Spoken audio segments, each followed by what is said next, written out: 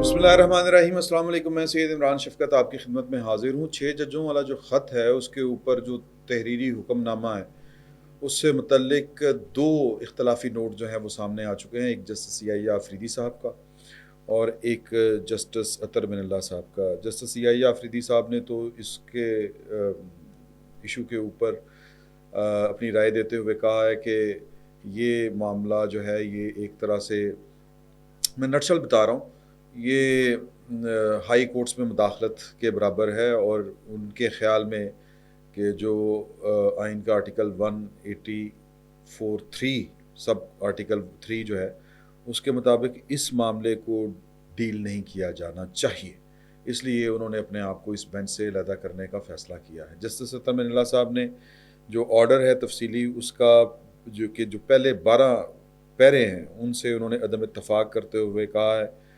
कि मैं ख़ुद को कायल नहीं कर सका इस मामले के ऊपर।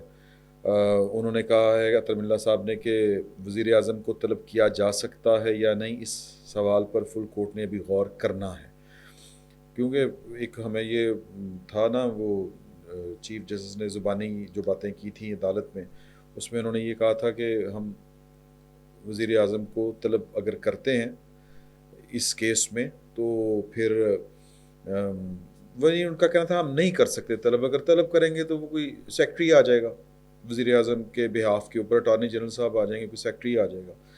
फिर उन्होंने कहा कि हुकूमत के कमीशन बनाने से अदलिया की आज़ादी मुतासिर होती है या नहीं, ये भी एक जो है वो उन्होंने सवाल नुक्ता उठाया है, ये भी तय होना उनका ख्याल है कि अभी बाकी है।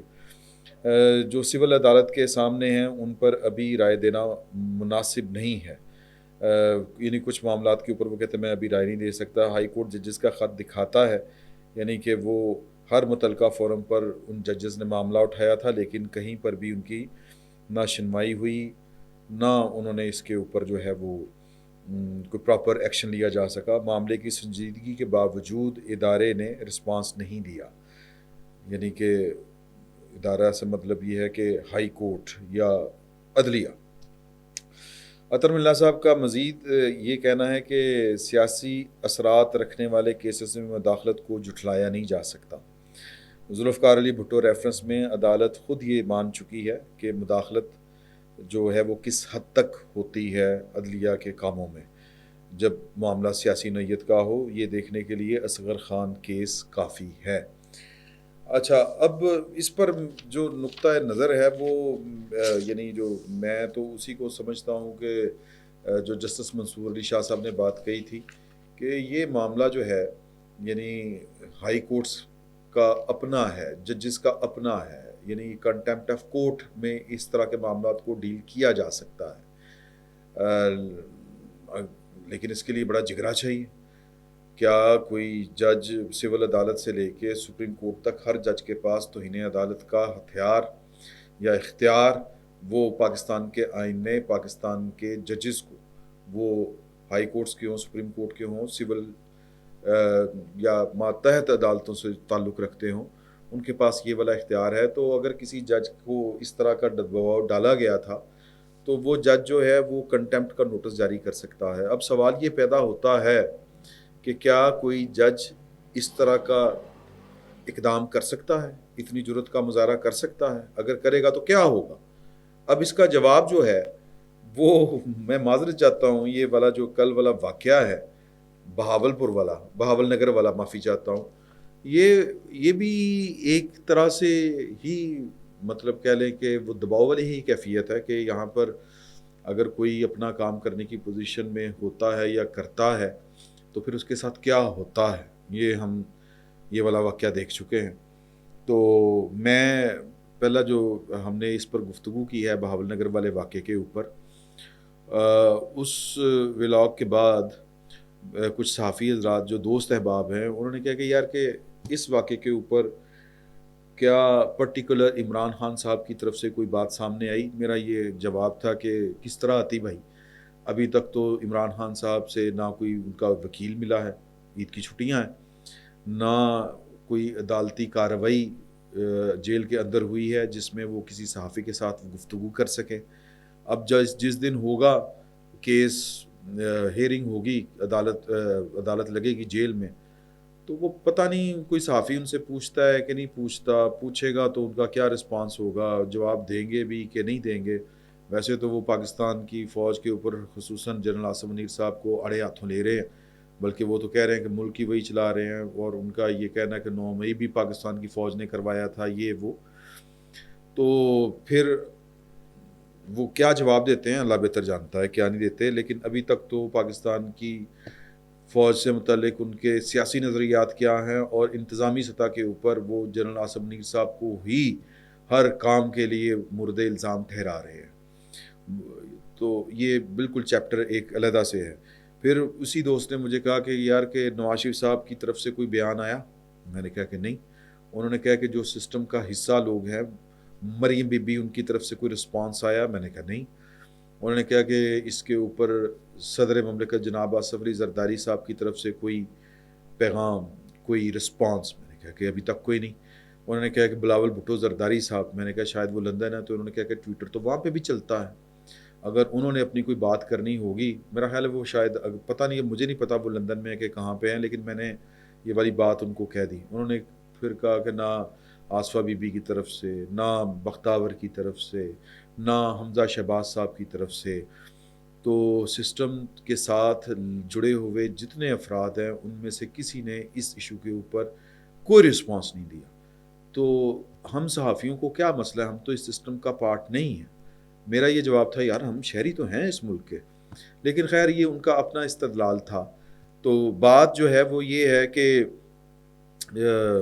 سسٹم، عدالت، فوج، ملک، ریاست، اس میں کچھ چیزیں جو ہیں وہ کچھ گرے ایریاز بہرحال ہیں۔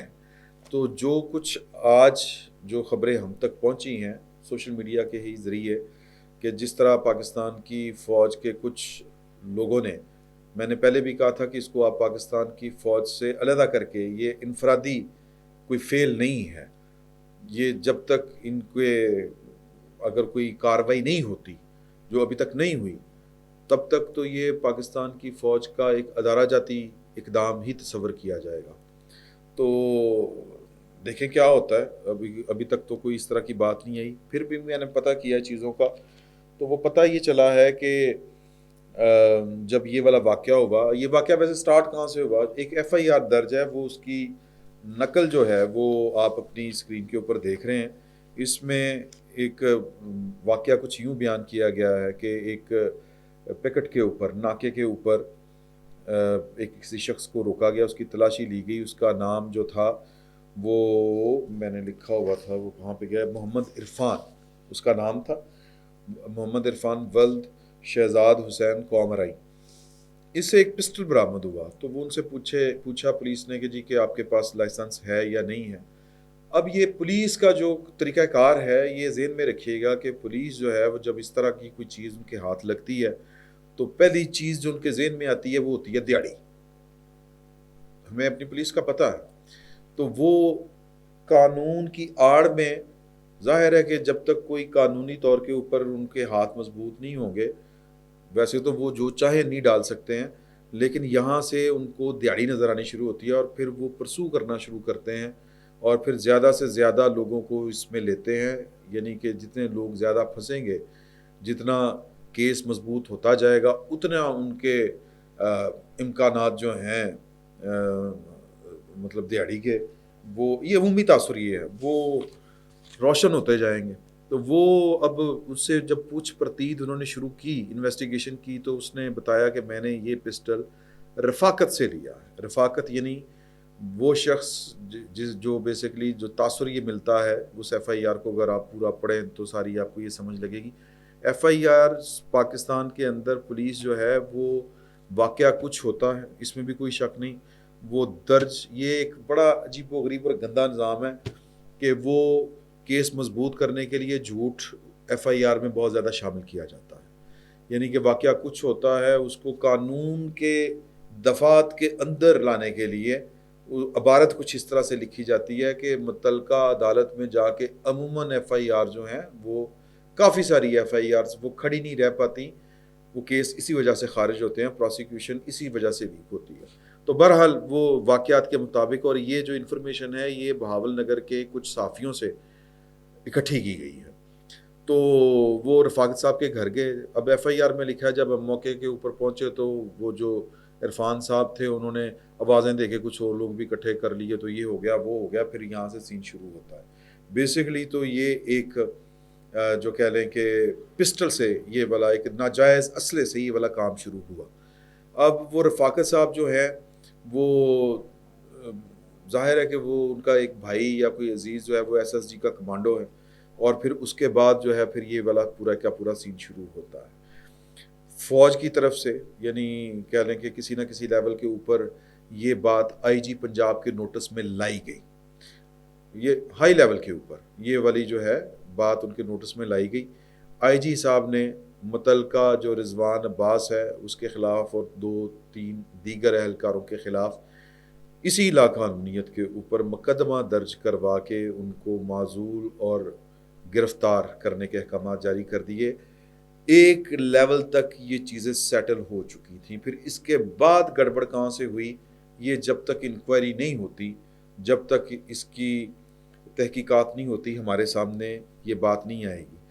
تو اب اس کو ایک سائڈ پہ رکھ دیں، جب تحقیق ہوگی یا نہیں ہوگی تب پتہ چلے گا. لیکن جو ایک واقعہ ہو گیا ہے، یہ واقعہ بیسیکلی پاکستان کے اندر ایک خاص قسم کا سیاسی ماحول پایا جا رہا ہے کہ پاکستان کی ایک بڑی پولیٹیکل پارٹی جس کے سربراہ عمران خان صاحب ہیں، جو بیسیکلی پاکستان کے اندر یہ بیانیہ پیدا کرنے کی کوشش کر رہے ہیں کہ 9 مئی کا کوئی واقعہ انہوں نے نہیں کیا، جو کہ سراسر جھوٹ ہے.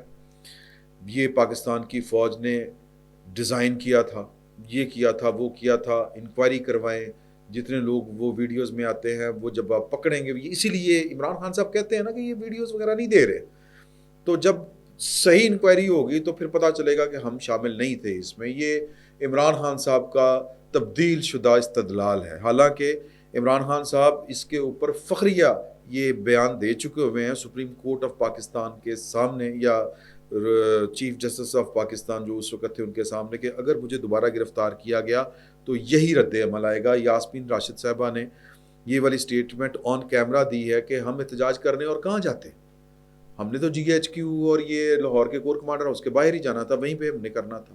عمران خان صاحب نے یہ کہا ہوا ہے کہ مجھے رینجرز نے گرفتار کیا تھا تو گرفتاری کے خلاف احتجاج تو پھر کمانڈر کے باہر یعنی کہ فوج کے خلاف ہی احتجاج ہونا تھا. تو وہ بہرحال ان سب حقیقتوں کو ایک سائیڈ پہ رکھتے ہوئے انہوں نے ایک پروپیگنڈا یہ کیا کہ یہ کام پاکستان کی فوج نے کیا ہے. پاکستان کی فوج نے 9 مئی کو لے کے پولیس کے ذریعے ہمارے اوپر بڑے ظلم کروائے. اب اسی سارے سسٹم کو لے کے ایک جو بیانیہ بنا ہوا ہے، اس میں جو 6 ججز ہیں وہ بھی کودے. اب جو یہ واقعہ ہوا ہے، میں جو کیس آپ کے حضور بلڈ کرنا چاہ رہا ہوں وہ یہ ہے کہ وہ جو 6 ججوں نے خط لکھا ہے کہ ہمارے اوپر دباؤ ہے کہ جی یہ کرے وہ کرے، ہم وہ کر رہے ہیں کہ نہیں کر رہے، وہ جھوٹے ہیں سچے ہیں، وہ بحث ایک سائیڈ پہ رکھیں کہ انہوں نے خود کتنے فیصلے کیے ہیں جس میں انہوں نے عمران خان صاحب کو ریلیف دیا ہے، انہوں نے کتنے فیصلے وہ کیے ہیں جس میں عمران خان صاحب کے خلاف فیصلے انہوں نے دیے ہیں. تو تعداد عمران خان صاحب کو ریلیف دینے والے مقدمات کی زیادہ ہے جو انہی ججز نے کیے ہوئے ہیں. لیکن اس کے باوجود کل والا واقعہ ان 6 ججز کے استدلال کو، ان کے موقف کو، ان کے الزام کو سٹرینتھن کر رہا ہے. تو یہ بیسیکلی جس کے بھی حکم کے اوپر یہ والا کام ہوا ہے، اس نے پاکستان کے اندر جو 9 مئی کے خلاف ایک بیانیہ تیار کیا گیا ہے اس کو اندھا دھند سپورٹ کیا. اب اس میں چیف آف آرمی سٹاف جو ہیں وہ کوئی ایکشن لیتے ہیں کہ نہیں لیتے، اب مجھے تو سمجھ نہیں آتی کہ وہ ایکشن کیا لے. ظاہر ہے کہ وہ لینا چاہیے، لیکن کیا وہ لے سکیں گے؟ کیا مطلب یہ اس سے کوئی مورال شرائل تو نہیں ڈاؤن ہوں گے؟ میں صرف اتنا کہنا چاہ رہا ہوں کہ اس ایک واقعے نے جو عمران خان صاحب نے جو نیریٹو بنایا تھا 9 مئی کے بعد یا ابھی تک، وہ جس بیانیے کے اوپر سیاست کر رہے ہیں، کل کے واقعے نے عمران خان صاحب کے بیانیے کو آسمان پر چڑھا دیا. تو اب اس کے ساتھ کس طرح نبٹنا ہے، اس کو کس طرح ڈیل کرنا ہے، اس کو اس تاثر کی نفی کس طرح کرنی ہے، یہ کام کسی اور کا نہیں، یہ کام انہی کا ہے جنہوں نے یہ کام کیا ہے، یعنی کہ چیف آف آرمی اسٹاف اور پاکستان کی فوج کا ڈسپلن۔ وہ اب میں تو اگر سمجھیں تو مجھے تو لگتا ہے کہ بہت سارے کام اس طرح کے ہوتے ہیں جو آپ کر کے بھی نہیں کر پاتے ہوتے۔ ایک جس کو کہتے ہیں نا پیئرس پریشر کہہ لیں، پیئرس پریشر، یا ایک جو روایت چلی آتی ہے فوج کی کہ فوج کا تاثر، مورال، پتہ نہیں کیا کیا کچھ، بہرحال اس کا سیاسی طور کے اوپر پاکستان کی فوج کو، پاکستان کی پالیٹکس کے اندر جو بھی ان کو گھسیٹ رہا ہے یا وہ گھسیٹے جا رہے ہیں، یہ جو کچھ بھی ہے، میں اس کے اوپر زیادہ بات نہیں کرنا چاہتا، اس کا نقصان ہوا ہے۔ 9 مئی کا بیانیہ چلانے والے عمران خان صاحب، پاکستان تحریک انصاف، یہ ان کو ایک طرح سے نئی قسم کی ایک آکسیجن ملی ہے۔ اس کے ساتھ ڈیل کس طرح کرنا ہے، یہ فیصلہ ظاہر ہے کہ مشکل بھی ہوگا اور بڑا اہم بھی ہوگا۔ آنے والے دنوں میں پتہ چلے گا کہ اس کی کیا صورت نکلتی ہے۔ ہم تو صرف ہم کیا کر سکتے ہیں، مجھے سمجھ نہیں آ رہی کہ ہم کیا کر سکتے ہیں۔ ہم کچھ نہیں کر سکتے، ہم صرف یہی مطالبہ کر سکتے ہیں کہ یار ایک پاکستان کے اندر دستور نامی 1973 نامی کے دستور نامی ایک کتاب ہے، اس کو تھوڑا سا مقدم جان لیں، اس کے مطابق چلنے کی کوشش کر لیں۔ ہو سکتا ہے کہ یہاں پر چیزیں ٹھیک ہو جائیں، ادروائز تو مائٹ از رائٹ والا جو فارمولا ہے وہ تو اس ملک کا بیڑا غرق کر دے گا۔ باقی کچھ نہیں کہا جا سکتا، بڑی عجیب سی کیفیت ہے۔ فی الوقت اتنا ہی، بہت بہت شکریہ۔